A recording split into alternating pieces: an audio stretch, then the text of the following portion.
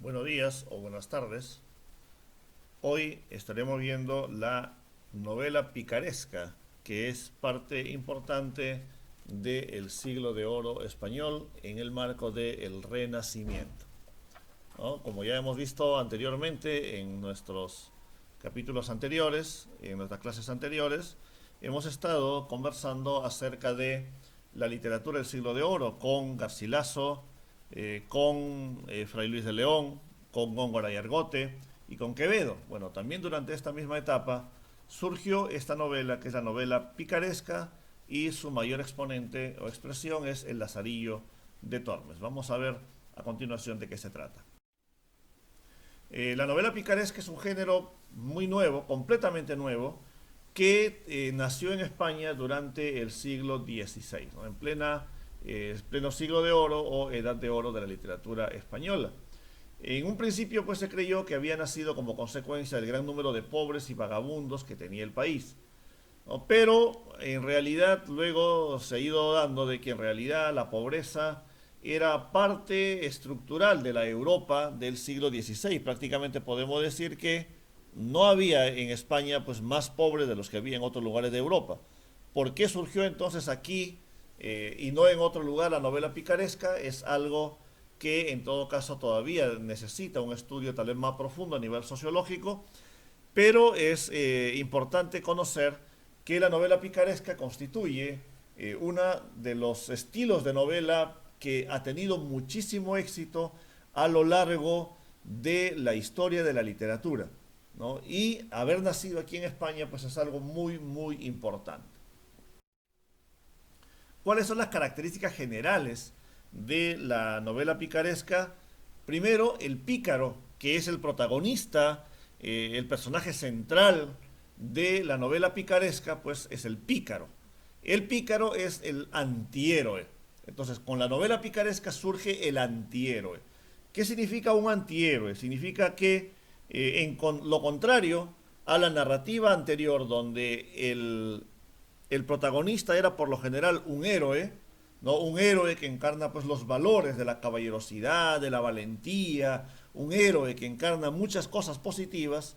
Sin embargo, aquí nace un personaje protagónico que es un antihéroe, donde el antihéroe, más bien todo lo contrario, está lleno de valores negativos, el deshonor, ¿no? Su vida es opuesta a la del caballero, el pícaro practica el robo, la mendicidad, el fraude, hace todo lo posible por ganarse la vida, por sobrevivir. Generalmente es una persona muy pobre, suele pasar mucho hambre y sobrevive gracias a su ingenio, ¿no? Es una persona astuta y, por supuesto, siempre quiere ascender de clase, siempre quiere subir de clase, es decir, quiere dejar de ser pobre para pasar a ser tal vez un noble. El, Hay características generales de las novelas picarescas, sobre todo de la época, en que son las siguientes. Por ejemplo, número uno, siempre son autobiográficas. Autobiográficas significa que son narrados por el propio protagonista, es decir, son novelas escritas en primera persona, como si el propio protagonista escribiera su vida, su historia, ¿no? Están ordenadas por servicios prestados a diversos amos, a los amos o patrones de estos pícaros con los cuales pues ellos tenían diferentes vivencias, ¿no?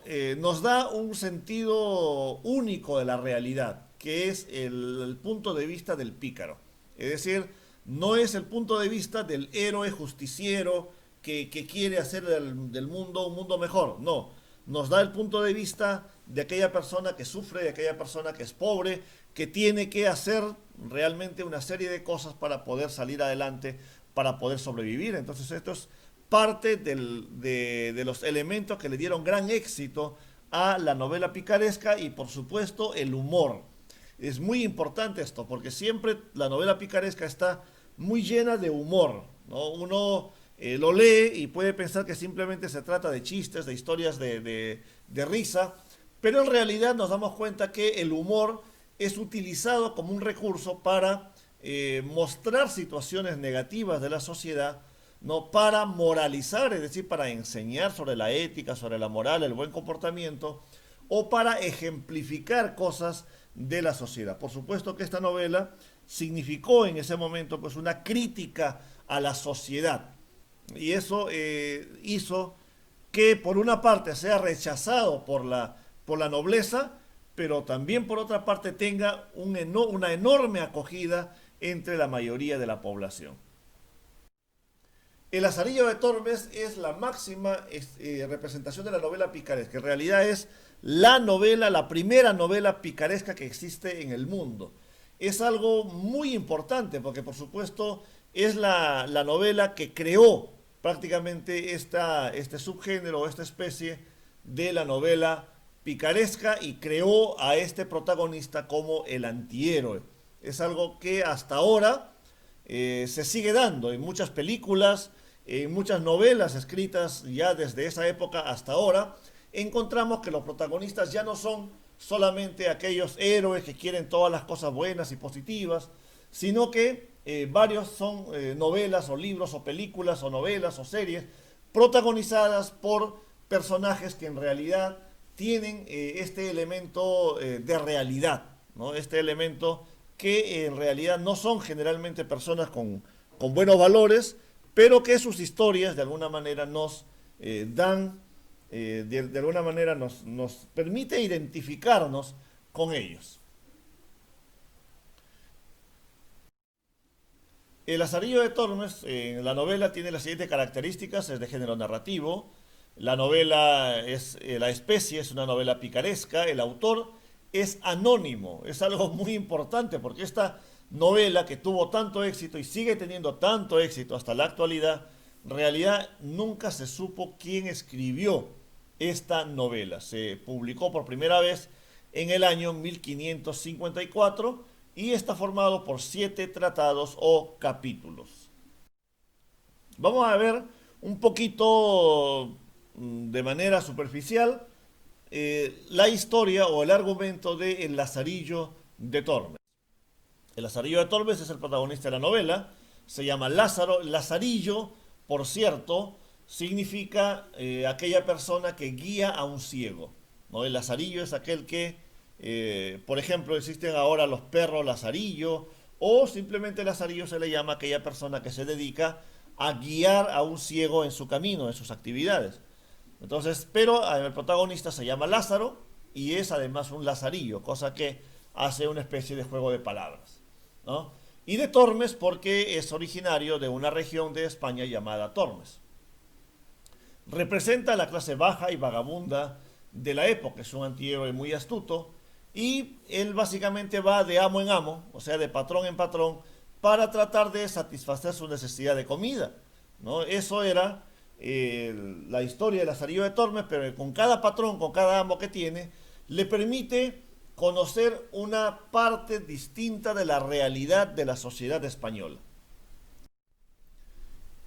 Primero empieza la historia de Lazarillo de Tormes, conociendo a Tomé González, bueno, es su padre de Lázaro. En realidad él es acusado de robo y muere muy poco después de que Lázaro haya nacido. Antona Pérez es la madre de Lázaro, ¿no? Y Zaide es el padrastro de Lázaro, que también es capturado por ladrón y es azotado. Entonces, básicamente Lázaro proviene de una familia pues muy pobre, donde sus padres, su padre y luego su padrastro, ambos eran ladrones. El primer amo de Lázaro es el ciego, y justamente por ello es que a Lázaro se le conoce como el Lazarillo. Es el personaje que más influye en la vida de Lázaro. Lázaro empieza a trabajar con él siendo muy niño, y el ciego le enseña pues a ser astuto, malicioso, tramposo e inclusive hasta vengativo, ¿no? Y le enseña obviamente cómo obtener comida, le enseña cómo mendigar, ¿no? Cómo ir pidiendo dinero en las calles, ¿no? Y era además un personaje pues muy tramposo, muy avaro. Por ejemplo, fingía que él sabía predecir el sexo de los bebés, de las mujeres embarazadas, le decía, tu niño va a ser mujer, varón, etcétera, etcétera, aunque en realidad no sabía nada, pero él fingía todo eso para poder ganar dinero, ¿no? Lázaro lo deja después de golpearlo porque siempre pasaba mucho hambre con él. El segundo amo de Lázaro es el clérigo. El clérigo representa, el clérigo es lo que hoy llamaríamos pues un sacerdote. Representa la corrupción del clero. Es un avaro, inescrupuloso. Por ejemplo, el pan, la comida, él siempre lo guardaba en un cajón con llave y a Lázaro prácticamente no le daba de comer, le daba muy poquita comida, ¿no? Y Lázaro sufría bastante con este amo que tenía, pues que era el clérigo. Entonces, representa este clérigo pues la avaricia que tenía la iglesia en aquel tiempo. Esta es una de las cosas por las que, por ejemplo, esta novela fue rechazada pues en aquel momento, pero al mismo tiempo como representaba parte de la realidad, es decir, realmente la iglesia, pues muchos de los sacerdotes de la iglesia eran corruptos, ¿no? Debido justamente a que tenían mucho poder en aquella época, ¿no? Es que, digamos, denuncia de alguna manera la realidad de la iglesia en este capítulo, el Lazarillo de Tormes. El siguiente amo es el escudero, es el tercer amo de Lázaro y representa las falsas apariencias. El escudero era un personaje que vestía muy elegantemente, era pues aparentemente todo un caballero, un noble de la época, pero sin embargo la realidad era que era tan pobre, que Lázaro tenía que mendigar para darle de comer a su amo, ¿no? Era algo sumamente curioso, y sin embargo Lázaro confiesa que a él es uno de los amos que él más quería. Luego Lázaro es el criado o su próximo amo es el fraile de la Merced, quien le da su primer par de zapatos. Es un fraile muy corrupto y que sobre todo era promiscuo, es decir, que a pesar de ser un sacerdote, un fraile, pues le gustaba mucho las mujeres. Pero como Lázaro no estaba interesado pues en mujeres porque era todavía un niño, sino lo que le interesaba era la comida y no había mucha comida, entonces lo abandona a este fraile. El buldero es el personaje más falso e inescrupuloso de todos los amos que tuvo Lázaro y que representa la falsa religiosidad, ¿no? El buldero es, ¿qué significa buldero? Es alguien que vendía bulas. Las bulas eran los permisos del Papa para poder librarse de algunos pecados o para poder hacer milagros, supuestamente, ¿no? Entonces este era un estafador que iba por ahí haciendo supuestamente algunos milagros que en realidad eran pues estafas e inclusive llegó a hacer un pacto con un alguacil para que el alguacil finja haberse muerto y luego venía el buldero y lo resucitaba, ¿no? Entonces esta estafa fue algo muy grave que al final les trajo consecuencias, este falso milagrero, ¿no? Y Lázaro también lo abandona. El pintor representa la clase renacentista, oculta de aquella época, y Lázaro estuvo muy poco tiempo también con este amo. El siguiente amo fue el capellán, es el séptimo amo de Lázaro. Es un oportunista que se vale de otra persona para recibir diversos beneficios. Él es el primero que ya le da a Lázaro su primer trabajo con sueldo, a pesar de que era un sueldo muy miserable, sin embargo le ofrece ya un sueldo. Y Lázaro se queda con él 4 años. En 4 años Lázaro logra juntar, ahorrar suficiente dinero para comprarse una muda de ropa usada y una espada. Entonces estuvo con él durante ese tiempo. Una vez que ya compró su ropa y compró su espada, ya dejó a este amo y se fue. Luego pasó a ser empleado de un alguacil. Él fue el octavo amo de Lázaro, y el alguacil pues es una especie de policía, una especie de guardián de la ley de esa época, ¿no? Lázaro se da cuenta que este oficio es muy peligroso porque tenían que enfrentarse a los delincuentes, tenían que enfrentarse a los ladrones.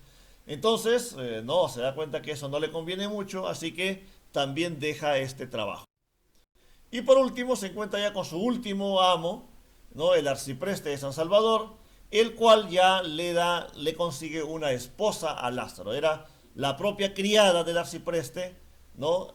Que le hace casar con Lázaro, a pesar de que por ahí siempre había rumores de que el arcipreste y la empleada también tenían pues una aventura, una relación amorosa, ¿no? La última ya entonces termina la novela con el matrimonio que tiene Lázaro pues con la criada del arcipreste de San Salvador. Y bueno, lo que pasa es que al final prácticamente Lázaro encuentra una gran parte de su felicidad porque cuando ya se casó con la criada del arcipreste de San Salvador ya no pasa hambre, ¿no? Entonces ya prácticamente al ya no pasar hambre, ya para él está prácticamente su felicidad resuelta y encuentra pues estabilidad en su vida.